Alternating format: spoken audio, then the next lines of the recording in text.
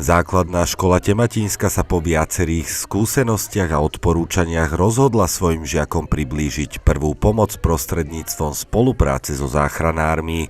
Tí najprv zavítali medzi žiakov prvého stupňa, ktorí už úspešne absolvovali záchranársky kurz a aktuálne naberajú dôležité informácie ohľadom záchrany ľudského života i druhostupniari.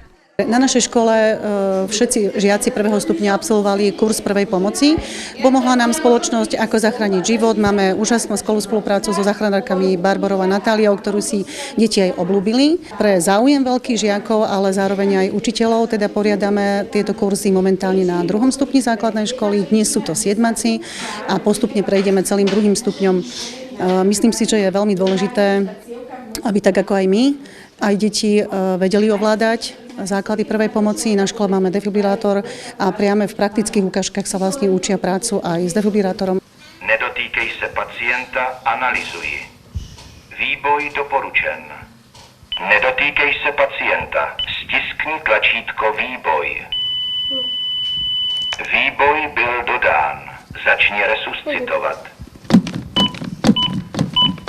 Přitlač více. Dobrá masáž. Naša spoločnosť Ako zachrániť život v spolupráci so základnou školou Tematínska organizuje prednášky pre žiakov 1. aj 2. stupňa s cieľom zvýšiť povedomie a teda schopnosti a zručnosti žiakov v oblasti prvej pomoci, pretože tie situácie veľakrát sú také, že naozaj tie deti sa môžu ocitnúť v týchto situáciách samé, ten dospelý tam nie je, takže sa snažíme, aby naozaj tieto deti vedeli zareagovať a tá realita je taká, že naozaj tie deti vedia niekedy situáciu vyhodnotiť a aj zvládnuť lepšie ako ten dospelák. Deti sú úplne úžasné, snažia sa, chcú pomôcť, takže dúfame, že naozaj aj do budúcna budeme takto naďalej spolupracovať. Ja verím, že sa vám páčil ten kurz,